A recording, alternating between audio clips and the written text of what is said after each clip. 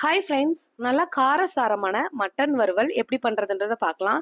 இது ரச சாதம், சாம்பார் சாதத்துக்குலாம் சூப்பரான சைட் டிஷ்ஷாக இருக்கும். மட்டன் வாங்கினா இந்த மாதிரி ஒரு டைம் செஞ்சு பாருங்கள், மறக்கவே மாட்டீங்க. இப்போ குக்கர் அடுப்பில் வச்சுக்கலாம். குக்கர் சூடானதும் மட்டன் சேர்த்துக்கலாம்.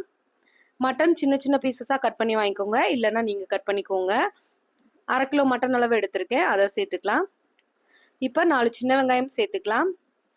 கொஞ்சமாக சீரகம் சேர்த்துக்கோங்க. 1/2 ஸ்பூன் அளவுக்கு மஞ்சள் தூள் சேர்த்துக்கோங்க. 4 மிளகு சேர்த்துக்கோங்க. ஒரு பச்சை மிளகாய், கொஞ்சமாக கருவேப்பிலை இலை சேர்த்துக்கோங்க.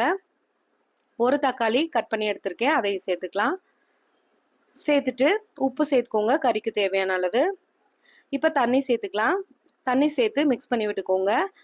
இப்போ குக்கர் மூடி போட்டு மூடி வச்சிடலாம். ஒரு 3 விசில் வரட்டும். கறி நல்லா இளம் கறியாக தான் இருக்குது, அதனால 3 விசில் போதும். இப்போ ஒரு கடாய் அடுப்பில் வச்சுக்கலாம். அதில் 1/2 ஸ்பூன் அளவுக்கு சீரகம் சேர்த்துக்கோங்க. 1/2 ஸ்பூன் அளவுக்கு சோம்பு சேர்த்துக்கோங்க. 1/2 ஸ்பூன் அளவுக்கு மிளகும் சேர்த்துக்கோங்க. 1/2 ஸ்பூன் அளவுக்கு முழு தனியாக சேர்த்துக்கோங்க. 2 வரமிளகா,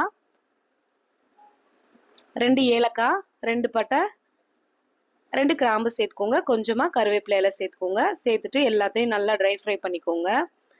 பாருங்கள், இந்த அளவுக்கு நல்லா பொன்னிறமாக வறுந்து வரணும். நல்லா வாசனை இருக்கும். அந்த அளவுக்கு அடுப்பை ஆஃப் பண்ணிக்கோங்க. இப்போ இதை பொடியாக அரைச்சிக்கலாம், ஆறட்டும். இப்போ அதே கடாயில் நல்லெண்ணெய் சேர்த்துக்கோங்க. நல்லெண்ணெய் கொஞ்சம் சேர்த்துக்கோங்க, டேஸ்ட் நல்லாயிருக்கும், அதுக்காக தான். இப்போ எண்ணெய் ஹீட் ஆனதும் கடுகு மட்டும் சேர்த்துக்கோங்க, உளுந்து தேவையில்லை. இப்போ ஒரு கைப்பிடி அளவு சின்ன வெங்காயம் சேர்த்துக்கலாம். கொஞ்சமாக கருவேப்பிலை இலை சேர்த்துக்கோங்க. வெங்காயம் நல்லா வதங்கணும், நல்லா வதக்கி விட்டுக்கோங்க. வெங்காயம் முழுசாக சேர்க்கும்போது வெங்காயம் கடிப்படும் போது அந்த டேஸ்ட் நல்லா இருக்கும் நம்ம சாப்பிட்றப்ப, அதுக்காக தான். ஒரு பெரிய தக்காளி ஃபைனாக சாப் பண்ணி எடுத்திருக்கேன், அதையும் சேர்த்துக்கலாம். சேர்த்துட்டு நல்லா கலந்து விட்டுருங்க. வெங்காயம் தக்காளி எல்லாமே நல்லா மேட்ச் ஆகி வரணும். பாருங்கள், இந்த அளவுக்கு வந்ததுக்கப்புறம் இஞ்சி பூண்டு பேஸ்ட் சேர்த்துக்கலாம், ஃப்ரெஷ்ஷாக ரெடி பண்ணது.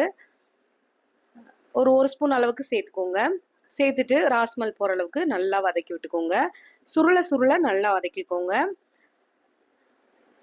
இப்போ 1/2 ஸ்பூன் அளவுக்கு ரெட் சில்லி பவுடர் சேர்த்துக்கோங்க. 1 ஸ்பூன் அளவுக்கு குழம்பு மிளகாய் தூள் சேர்த்துக்கோங்க. 1/2 ஸ்பூன் அளவுக்கு கரம் மசாலா சேர்த்துக்கோங்க. ஏற்கனவே மிளகு சேர்த்துருக்கோம், அதனால காரம் பார்த்து சேர்த்துக்கோங்க. எல்லாத்தையும் நல்லா வதக்கி விட்டுக்கலாம். இப்போ கொஞ்சமாக தண்ணி சேர்த்துக்கலாம். 1 நிமிஷம் போல் கொதிக்கட்டும், அந்த ரா ஸ்மெல்லாம் போகணும் இல்லையா, அதுக்காக. இதை நல்லா மிக்ஸ் பண்ணி விட்டுருங்க. இப்போ பாருங்கள், 1 நிமிஷம் ஆயிடுச்சு. இந்த அளவுக்கு கொதிச்சதுக்கப்புறம் நம்ம அரைச்சி வச்சிருக்க பொடியை சேர்த்துக்கலாம். சேர்த்துட்டு அதையும் நல்லா மிக்ஸ் பண்ணி விட்டுருங்க. அதுக்கப்புறம் நம்ம மட்டன் சேர்த்துக்கலாம். தண்ணியோடவே சேர்த்துக்கோங்க, அப்போ தான் டேஸ்ட் நல்லாயிருக்கும். இப்போ நம்ம 3/4 குக்கரில் வேக வச்சிட்டோம், 1/4 நம்ம இந்த இதுலேயே வேகட்டும். மூடி போட்டு ஒரு 10 நிமிஷம் போல் குக் பண்ணிக்கோங்க. உப்பு நம்ம கறியிலே சேர்த்துருக்கோம். இப்போ பாருங்கள், 10 நிமிஷம் ஆயிடுச்சு. இந்த அளவுக்கு நமக்கு கிடச்சிருக்கு. கிரேவியாக வேணும் அப்படின்னு சொன்னால் நீங்கள் இப்படியே அடுப்பை ஆஃப் பண்ணிக்கலாம், மல்லி இலை தூவிட்டு. இல்லை நான் இன்னும் ட்ரை ஃப்ரை பண்ணணும் அப்படின்னு சொன்னால் இன்னும் நல்லா 5 நிமிஷம் போல் விட்டுக்கோங்க. உப்பு சேர்த்துக்கலாம். அவ்வளோதான், சூப்பராக ரெடி ஆகிடுச்சு பாருங்கள். இந்த மட்டன் கிரேவி சைட் டிஷ்ஷாக சாம்பார் சாதம், ரச சாதத்துக்குலாம் ரொம்பவே சூப்பராக இருக்கும். இந்த வீடியோ உங்களுக்கு பிடிச்சிருந்துச்சுன்னா மறக்காமல் நம்ம சேனலை சப்ஸ்கிரைப் பண்ணிக்கோங்க ஃப்ரெண்ட்ஸ். தேங்க்ஸ் ஃபார் வாட்சிங்.